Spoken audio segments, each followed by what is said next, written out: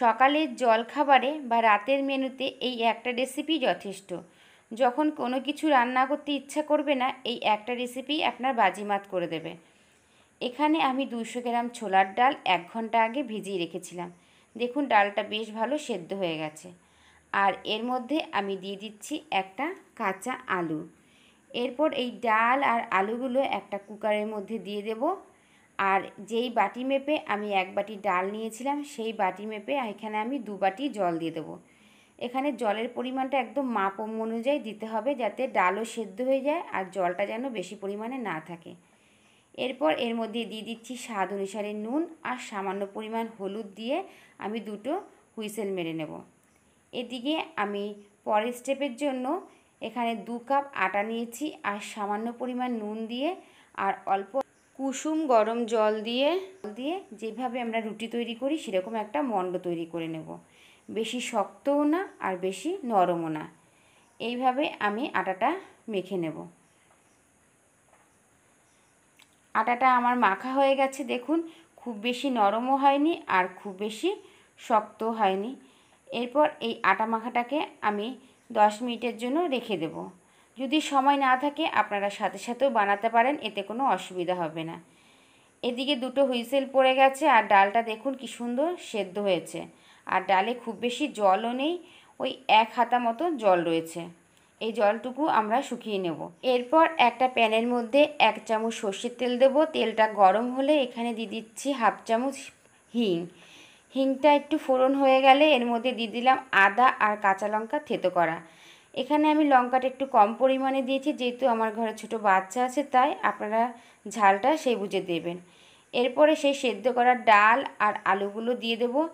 এর মধ্যে যেটুকু জল আছে এই জলটুকু বেশ ভালোভাবে শুকিয়ে নেব। যখন দেখব পুরোপুরি শুকিয়ে গেছে, তখন এর মধ্যে দিয়ে দিচ্ছি 1/2 চামচ স্বাদ অনুসারে চিনি। এই চিনিটা দিলে একটু টেস্টের ব্যালেন্সটা হয়। এরপর একটা পটেটো মেশার দিয়ে ডালগুলো এইভাবে ম্যাশ করে নেব আর আলুটাও। যার কাছে এই পটেটো মেশার নেই তারা ডাল আর আলুটাকে একটু ঠান্ডা করে নিয়ে হাত দিয়ে ম্যাশ করে নিতে পারেন। ম্যাশ করা হয়ে গেলে এর মধ্যে বড় টেবিল চামচের 1 চামচ দিয়ে দিচ্ছি টমেটো কেচাপ দিয়ে এই ডালের সাথে বেশ ভালোভাবে মিশিয়ে নেব। গ্যাসের ফ্লেমটা অফ করে দিয়ে অল্প পরিমাণে ধনেপাতা উপর থেকে ছড়িয়ে দেব। এরপর এই ডালটাকে আমি ঠান্ডা হতে দিচ্ছি। এদিকে যে আটাটা মেখে রেখেছিলাম ওখান থেকে আমি কিছু লেচি কেটে নিচ্ছি। এখানে আমার 5টা মতো লেচি হয়েছে। এরপর একটা চাটুর মধ্যে একটু আটা ছড়িয়ে দিয়ে যেভাবে আমরা রুটি করি ঠিক সেইভাবে গোল আকারে আমরা রুটি করে নেব। রুটি করা হয়ে গেলে আমরা যে ছোলার ডালের একটা পুর তৈরি করে রেখেছিলাম সেই পুরটা একটু ত্রিভুজ আকারে ছড়িয়ে দেব। এইভাবে দিলে আমাদের শেপটা দিতে সুবিধা হবে। এরপর 2 সাইড থেকে রুটির এইভাবে ভাঁজ করে দেব একটু তিকানা আকারে। আর নিচের যে অংশ সেখানে একটু সামান্য পরিমাণ জল দিয়ে এইভাবে আটকে দেব। তাহলে তৈরি গেল আমাদের ত্রিভুজ আকারের পরোটা। এরপর একটা চাটুর ওপরে এই পরোটাগুলো দিয়ে শুধু আপনারা এইভাবে ছেঁকে নিতে পারেন আর আমার মতো এইরকম তেল দিয়েও ভেজে নিতে পারেন। আমি এখানে সামান্য পরিমাণ তেল দিয়ে এপিট ওপিট একটু লাল লাল করে ভেজে নিচ্ছি। আমি আপনাদেরকে আরেকটা দেখিয়ে দিচ্ছি। ঠিক মাঝখানে ত্রিভুজ আকারে ছোলার ডালের পুরটা দিয়ে 2 সাইড দিয়ে এরকম ভাঁজ করে দিয়ে নিচে একটু জল দিয়ে আবার ফোল্ড করে দিলাম। এইভাবে আমি সমস্ত পরোটাগুলো করে নেব। ডাল যদি আগে থেকে ভেজানো থাকে তাহলে 10 থেকে 15 মিনিটের মধ্যেই রেসিপিটা তৈরি হয়ে যায়। আর এই পরোটাটা খুবই পুষ্টিকর, যেহেতু এখানে আটা আছে, ছোলার ডাল আছে।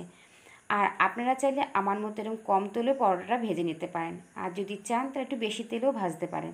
আবার শুধু শুধু ভাজলেও তাতেও খারাপ লাগে না।